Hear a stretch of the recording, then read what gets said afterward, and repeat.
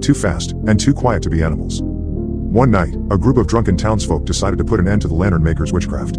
They armed themselves with pitchforks, shotguns, and torches and marched into the hollow. Grandpa said they never came back, not as men, anyway.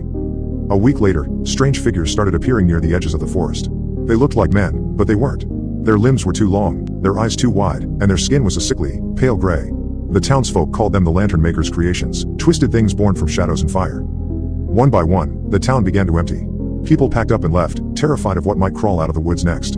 Eventually, only Grandpa's family stayed, too stubborn to leave the home they'd built with their own hands. But one night, Grandpa saw him. He was just a boy, lying awake in bed when he heard the faint sound of wings. Not the flutter of birds or bats, but a deep, leathery whoosh that made his chest vibrate.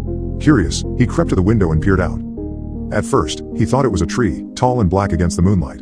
But then it moved. It unfurled massive, tattered wings and turned to face the house. Its eyes, red and glowing like embers, locked onto